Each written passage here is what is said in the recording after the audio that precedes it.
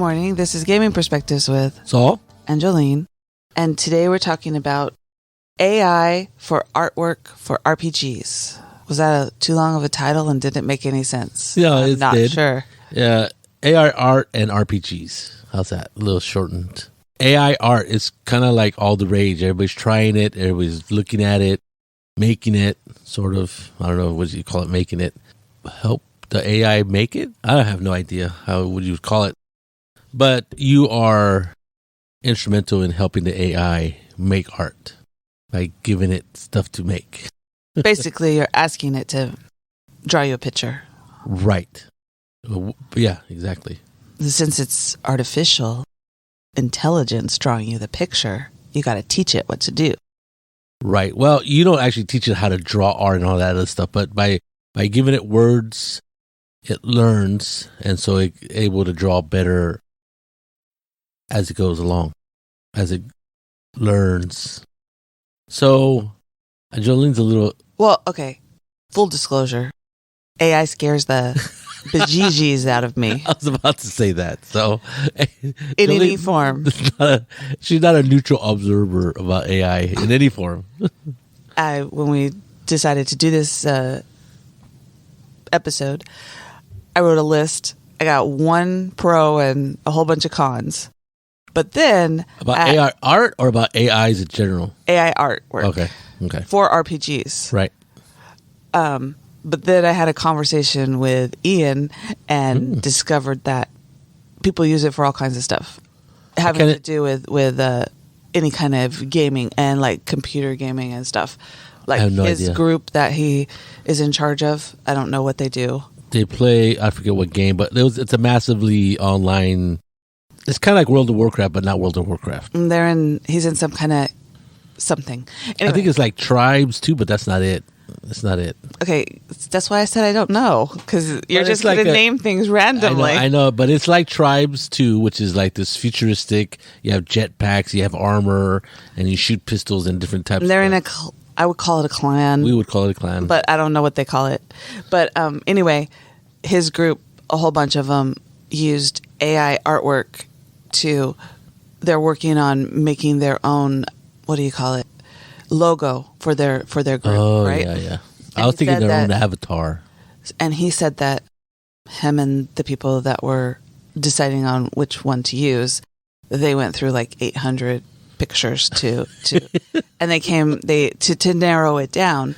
And he showed me some of the pictures, and they're pretty good. And I thought that was very interesting. And he also said that he spent 20 hours creating his picture for our Shadowrun game. Oh, I haven't seen it. They showed it to me. It's very cool. I really liked it. For his character. Yeah, for his character. Of course. And so it kind of changed my idea just a little bit. Your view on that matter. Yes, because he was very enthusiastic about it. But he also said that the copyright is a interesting thing, and if you were going to sell it, then maybe it would be a gray area. Well, who would own the copyright? The AI? That's what I say. If the AI creates it, the AI has the copyright. Okay, that's just me. Yeah, I think that would be a really gray area because then the AI would be considered an entity. No. I mean, I don't think the AI has any copyright legal status, right? But I think because it wouldn't make the art unless you decided to. What is it? Okay, well, how does it work, right? Let's go before we get into the nitty gritty. So what happens is the AI is learning. Artificial intelligence learns stuff, right? And there's different ways that AI art works. Do you have like the different programs written down? No, I do not have the different websites or different programs. One is Mind Journey. That's the real popular one because it started a while ago. But others have sprung up since then. I'll try to find them and put them in the show notes and in the end notes or whatever you want to call it. Ian wanted to know what you used. I used Mind Journey because it was simply the easiest. And I didn't know that you had to pay for it supposedly, but because I've been making art, I didn't even look at the fine print. I hardly do. And he never does. Comes out. Yeah, and so I just started, I signed up. It just asked you for your email. That's all it asks for. And it sends something to your email, and then you join their Discord channel, and then you hit the / imagine, punch in letters, or not letters, but net words that you would help describe what you're going for or what you want the AI art to make. Full disclosure, I did run a game at DungeonCon, which happened not this past weekend, but the weekend before, President's Day weekend, and I was looking for some art for my Blade Runner game that I was running at the con. And the adventure I have, I wasn't running the actual box adventure, but I was using a lot of the pictures from it to gain inspiration and to give out to the players. But I also wanted something else, other things. So I was toying around with Mind Journey. I was making some art or some things that I could hand out to the players. And what I put in was Blade Runner. I wanted a club, so I put a club. And then I kept adding and subtracting words because it kept coming up with stuff, right? So I put Blade Runner, different Blade Runner, I forget, RPG, and so the funny thing is the first thing that came up with four pictures of Blade Runner, and 2 of them looked like Harrison Ford, which I thought was kind of funny. And just in case you haven't seen Blade Runner, it stars, which you can't get those hours back if you have. Harrison Ford was in the original one. I don't know if it was in the second one. Yes, he's in the second one. God only knows. I don't want to watch it. Oh my God. It is a fantastic movie. If you've never seen it, go watch it. And the game is pretty good. But the movie is fantastic. Jolene I have no idea. Something went wrong in her sci-fi love gene, chromosome, whatever. But anyway, so I was toying with it, and it was weird and I go, well, I want a picture of a Blade Runner. I want a picture of a club. And so it kept giving me pictures, and it used Mind Journey, gives you 4 pictures, and then you could enhance each one and do all kinds of things. I didn't really get into it that much, but I thought I was just literally just dipping my toe looking at it, and it looked pretty neat. Some of them looked pretty neat, much better than I could draw, and that's the whole point of why I went through this exercise, because literally I have a problem drawing stick figures, right? My stick figures aren't very well proportioned and all that other stuff. So my art skills are terrible, right? And so in this case, if I wanted to make an art scene, I guess I could go to Pinterest, right? My brother suggested Pinterest, that you could look at all kinds of different art through there. But then I'm still, in that case, I like borrowing it. And, I don't know if since I'm not selling it, I'm just using it for personal use, sort of, and I'm using it at a convention, blah, blah, blah. I don't think I'm breaking any copyright rules if I use stuff like that. But still, that art is commissioned or made and probably not shareable to put in your RPG project to sell on. Of course not, unless you get permission, right? Yes. Now this one, because AI generated, are you allowed to? Is it illegal or whatever? I have no idea. Did you ask the AI for permission? No, I don't know what I did. But what is interesting is that I've already seen projects on RPG that use AI art. So people are already doing it. And I think that's interesting. The reason it kind of intersects with a lot with RPGs for us is that Chaosium came out and said that they will not use AI art in any future projects. They see the problem is a copyright issue. Now, the way art is generated, there's, like I said, there's different machines or different ways of making AI art, the way it works. Now, one described it as you want a table. You start with the forest. In that forest is just a set of trees. You cut those trees down. You put them in a grinder. You mix it all up, and then the AI art reconstructs from those little bits of wood a table, or what it thinks a table looks like. So there was an idea, and I'm not sure there's not an AI art machine that doesn't do this, but I always thought they looked at different pictures in the world and then they kind of morphed them into another picture that they thought fits the description that you're looking for. Now, this other idea is that it shreds everything, like let's say a dog, and then thinks however it thinks, and then it makes the picture that you say you want. Let's say you want a short, pudgy dog. So it's going to go through any picture that has the label of a dog. It's going to grab it. It's going to mix it all up, grind it down, and then it's going to make an original piece of art that's never existed before. So that's how the one I was looking at works. And so I thought it was interesting. I thought the copyright issue kind of goes away with that because I think there was somebody mentioned, I forget where, but there's always the problem of art as a what is it? There is the idea of inspiration and imitation. And it's on a big balance beam, right? And artists always have to contend with that kind of ideals, right? Are they really copying somebody? Are they inspired by somebody? And are you making your own art? Or are you imitating somebody else's art? And I think that's I don't know. That's the question that every artist has to ask themselves. And even one of my friends who is totally against AI art for personal reasons.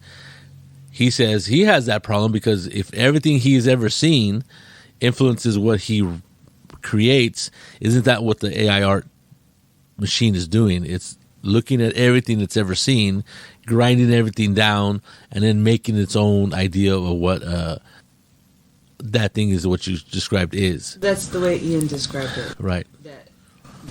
Even though it's looking at all of the pictures and learning that this is a dog, when it creates its dog, it's just like me drawing a dog. Yeah, and that's kind of... I don't know if that's true or not, but I think that's the way... There's some machines that do that. There's some AI artists, and they each do it a little bit differently.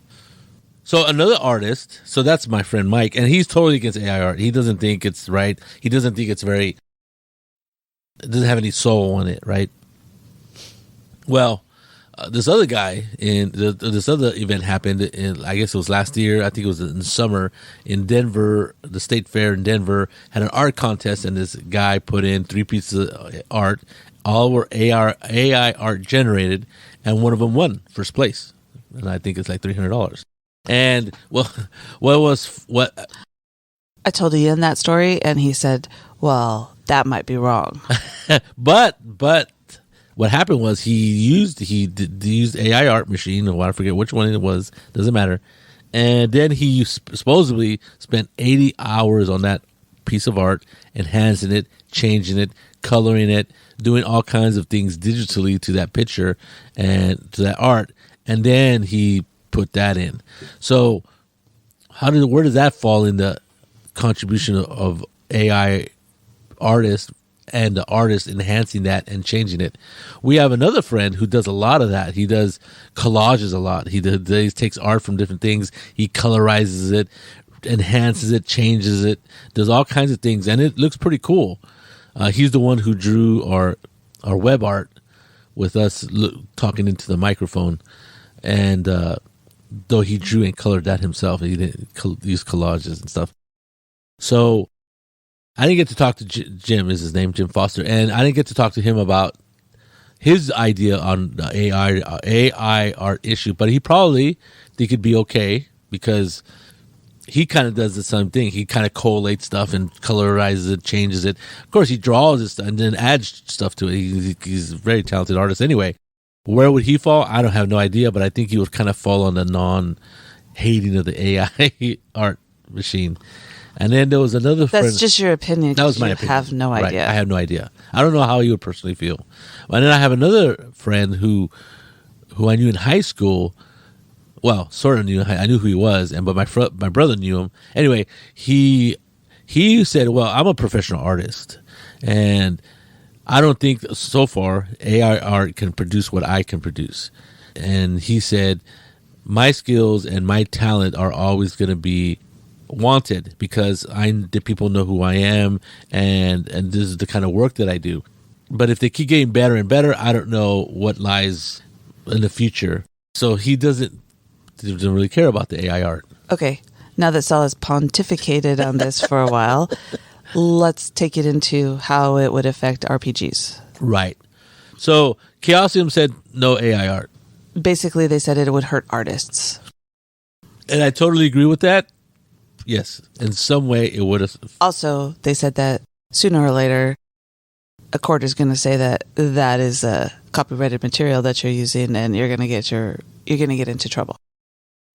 That might come from an idea that the first AI art would take pictures of around it sees and then kind of morph them into what it wants. The AI is not taking pictures. The AI is looking at things. Yes, that's what I meant.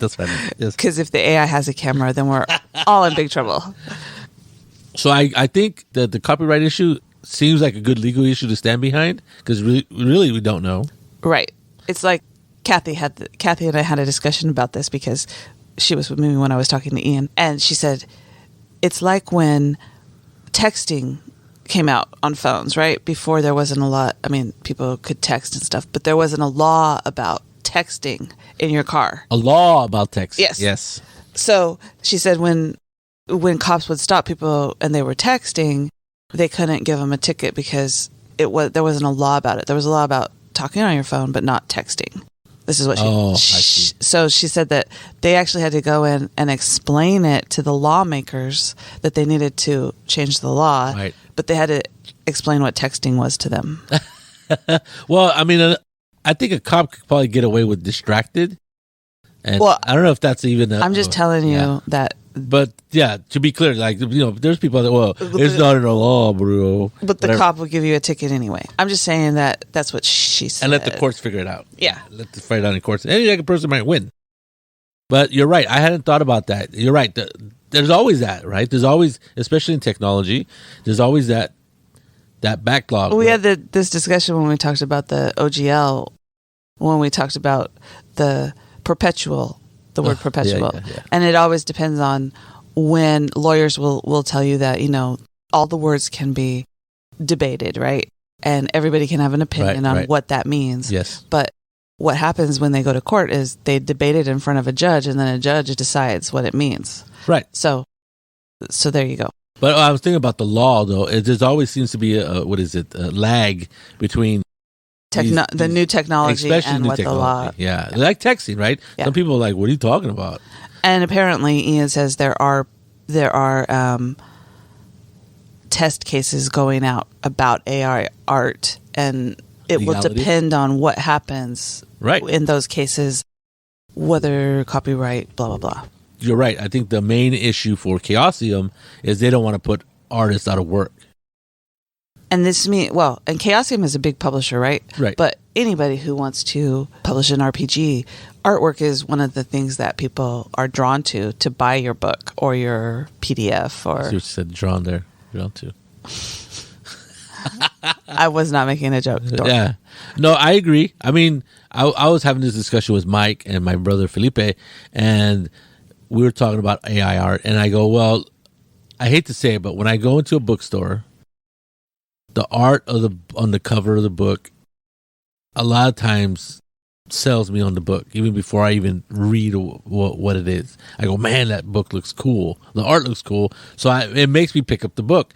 I mean, it's just the way it is. If I can see the covers, I'm looking at covers, I look at it, goes, oh, that art looks neat.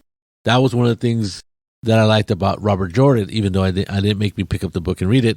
I thought the art was really cool. Other books that I've in the past I looked at the art and it made me pick up the book. Now, there's always the reading of the back cover to see what it's about and all that stuff that helps me decide. But I would say 90% of what makes me grab a book, if I can see the cover, is the covers. And so I understand art being very important in an RPG because they have a cover, right? Unless you just want the words RPG game on the front in some stylized way, art helps sells books, and in RPGs I think it's true. Right? That's what they say. The book jacket is the pick me up and buy me. Yeah, it is. And in RPGs I think it matters, and the art in the book also matters, right? Because I've bought some RPGs, like the real inexpensive ones, And I know they don't have a big budget for art. So a lot of times some of them use stock art, which is, some of it's not very nice looking. Some of them use their own drawing. I bought a book, a post-apocalyptic 5th edition, whatever, somebody had made, and they used their kids art to draw, and the kid was pretty good, but it wasn't like great. I mean, it was pretty good for a kid, but I don't know. I'm not sure I would want to put that in my RPG book. It just looked a little too unprofessional, too childish. But I understand for hiring somebody to do art. I don't know, and I don't know how much art costs either. It could be really cheap. I've never looked into it, but I think from what I hear from what people who make RPGs and want art, it can be pretty expensive, especially if you're just this one-man operation and your budget for making this is in the hundreds of dollars and not in the thousands of dollars. So I think AI art really helps those people who are like self-publishing and stuff like that. That's what the article that I read from Polygon said. The title was, "Can AI art democratize tabletop game publishing?" And I think it can. I mean, because like the little time that I spent making that piece of art for my game, which I ended up not using, by the way, it was really nice. It looked really cool, much better than I could make. And though I could probably ask my friend to do it and make an art, one, I'm imposing on him. Two, how much do I pay him? Would I pay him? This is for a piece of art that I don't plan on making any money off of, because I'm just running it at a con. Now, am I really going to spend $100 on a piece of art, one piece of art? And hopefully the artist can make it on time before my game and all this other stuff. Most people wouldn't. That's not what they would do. They would think it would be for publishing. Yeah, exactly. Not for. Yeah, so for personal use, what would you do? Like for making art for something that you're going to run in a game. What game masters have done for all time, either use figures or take pictures off the internet. Hello. For all time. The internet hasn't been since the internet's been around. Well, you're right. I think people do that, and I think, but it's not when you go to a game and you see these photos of actors in frames. Oh, yeah, and they're with the character sheet. It's not like you're not getting paid to do it, right? It's just the atmosphere of the game, right? I've done that. Cool. Yeah. Especially for portraits. Like I usually have portrait. I got this from other. This is not an original idea of mine, but I saw other people doing it. I go, oh, that's pretty cool. So I bought these plastic frames, and every character has their own picture. Especially like in Star Trek, I got these costume players, with cosplayers in their Star Trek uniforms. And some people actually do like what do you call that? That they put somebody's face, an actor's face, in a uniform, mm-hmm. right? Like this one, I think the girl from Firefly, I forget, she plays. Anyway. Yeah. Anyway, somebody had put her in a Star Trek uniform. I go, oh, and I think they made her a Vulcan because she had pointy ears. So I used that picture. I go, oh, that looks pretty interesting. So I used that as a portrait for a character. And then when I ran my Tales in the Loop game, I was looking for 1980s kids stars, right? So I trolled the internet, or not troll, but I searched the internet looking for different pictures, and I got like maybe 50 pictures from Leif Garrett to Gary Coleman from Different Strokes, all these kid actors from the 80s. Then what I did is that when the game started, I just had a pile of pictures. I go, well, pick who you are or what you look like. And so people were looking at the funny thing is, I think I told you last time, Jolene, is that I was running Tales from the Loop in the game that I do this, and none of the kids knew anybody on the table. The dads do. The dads do. Because they were all like 20 years old, and all these kids were like, they weren't even born when these in the kids were 80s. Acting. In the 80s, yeah. So I thought that was kind of interesting. And the dads were like chuckling because they're like... Because they knew who they were. Well, some of these actors actually are still acting, right? Right. Like McDreamy, the Dr. McDreamy, I don't forget his name is. But he was in, what was that name? Money Can't Buy Me Love or something like that, where he plays a dorky gardening kid. I had his picture in there, and they're like, man, that guy looks familiar. And but all of that for a game, you're not getting money for it, right? Correct. So it's different if you're going to go and publish a publish a scenario for Drive Through RPG, Right. or try to put out a book. If you're going to do like a Kickstarter or something, you're going to need to get an artist to do the work, right? Because you want it to look cool. Right. I don't know what Kickstarter's stance is on that either, because I know... Well, sooner or later, they'll have to come up with a stance depending on the way the courts rule, right?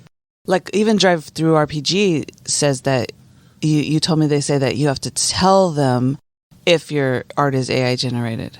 I don't know if that's part of Drive Through RPG's stance, but but I've noticed that a lot of the self-publishers that look like the art is AI art and enhanced by the publisher, by the creator. Now, I think Kickstarters, usually people, that's one of the reasons they go to Kickstarter, is to help pay for the art, right?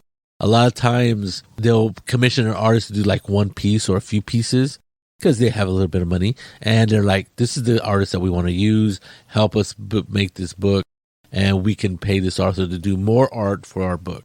And I've seen that, and some of these projects run quite a bit of money, or not make quite a bit of money, enough to pay the art and other things that they need to do to finish their project. And I think art is like a big deal. I mean, obviously, they want a book that looks nice. Otherwise, they'll probably just self-publish and hopefully make enough money to buy a cup of coffee.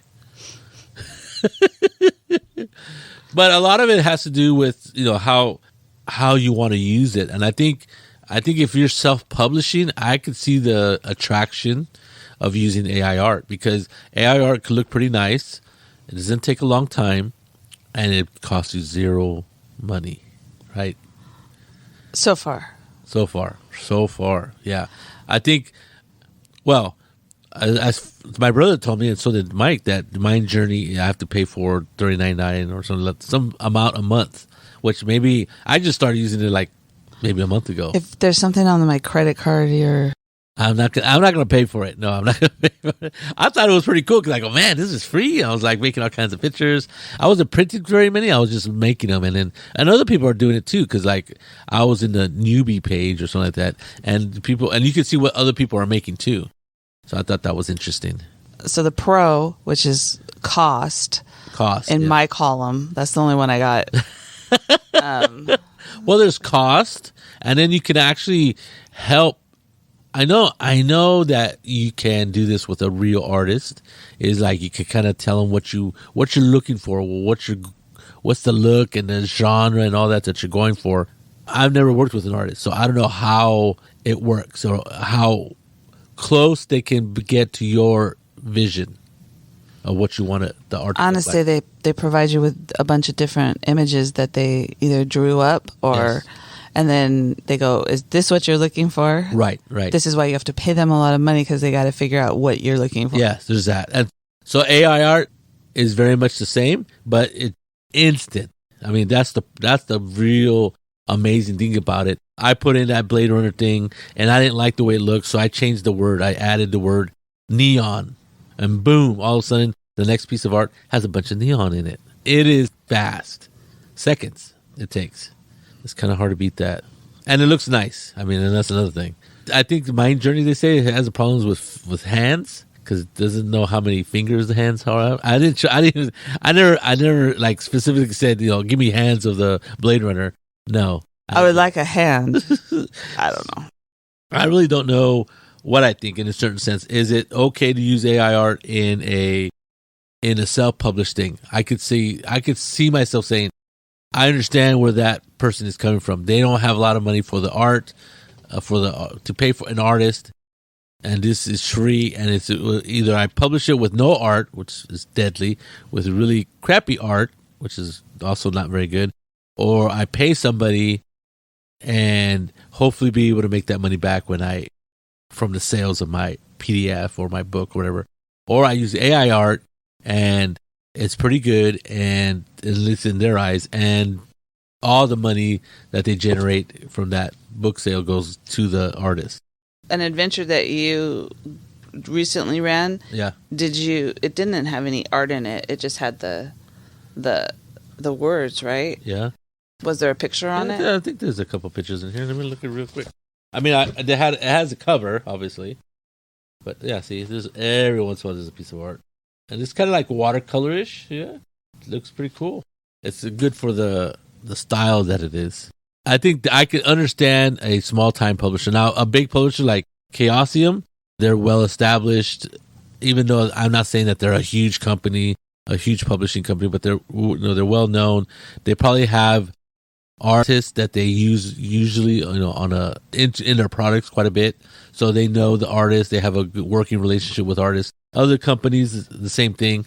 But I can understand a self-publisher going, "Oh, I really like to have a nice cover and maybe some nice piece of art inside the book that really help sell the book." And I can understand them using it. Okay, well, I'm not going to call them cons, but just things to think about. Is the AI art good enough to use for publishing a book to sell? So you'd have to think about that. Does it look as good as somebody else's drawing? Could it saturate the market and make it harder for artists to get jobs for RPG publishing? I think I've heard other people talking about this, and just artists wise, and and I think this is what's going to impact. It's going to impact the cottage artist industry. Yes, that's who it's going to impact. Right now, because of the popularity of D&D, a lot of people want a picture of the character.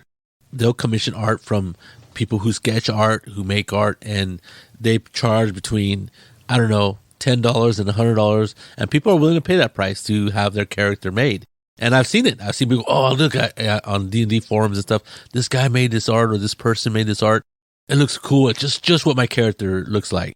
A lot of those people are probably going to be finding themselves hard to make money, because a lot of people will make their own art. Spend 20 hours like Ian did to make create, his logo. Yeah. No, his character. Oh, his character. Right. I think that is going to be the people that it affects. Like my friend who's an established artist who works in Hollywood, he's not worried. He's like, yeah, I don't do that kind of work, so it's not going to affect me. I think that is a big deal. So there was another person I was listening to. He was running. He runs 3 conventions, or he works with 3 conventions in the eastern part of the country. And he goes, "Do I have a artist row? What do I do with that? People are going to be interested in that, because now," he goes, "I know friends of mine who have asking people to make art for them. Now they don't ask; they just make it on AI artists to do it." There's always going to be a copyright issue. Yeah, it's a tough one. And I don't know what to say about that, other than the courts decide. You should be careful with that one. I wouldn't use AI art as something I published unless I knew the copyright stuff. I think the problem would be like if you say, "I want a picture of my Martian space hunter fighter in the style of somebody like what's his name, the guy who chopped off his ear, Van Gogh." And so, you know what I mean? So you can get some. I wouldn't do that if I were you. But it could be possible. I've never tried it. So my next one would be ethical arguments. Yeah. I don't know what to say about that. I'm not sure that you should be using AIs to do stuff, but I think another person said that. Should you pay the AI? I mean, ethically, is it a person? You're going to pay the company. Yeah. I mean, I guess. You'll pay somebody. Mind Journey is charging money to use their. And then another one is, will it look dated in 2 years, like the 1990s CGI? That's not me. I wrote that down from somebody's article because I thought it was an interesting question. That is interesting. Yeah, you look at CGI from the 90s, let's say Babylon 5, and it does look a little hokey. And then, no, it doesn't. Yes, just it does. stop.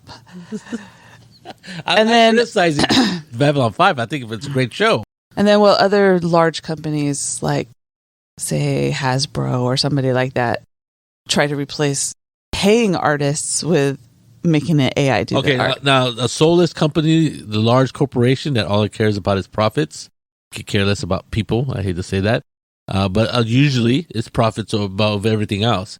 They do a lot of art, like on everything, from their game boxes to other stuff.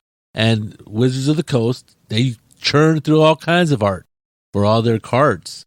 So I could definitely say this is an art-inspired deck, AI-inspired. There you go. So these are just some ideas and questions on this topic. Yes. So everybody can make their own opinions and figure out what they're going to do. But I thought it was interesting. I think AI art is here to stay no matter what. So there you go. This is Gaming Perspectives with Saul and Jolene. And you have a great day.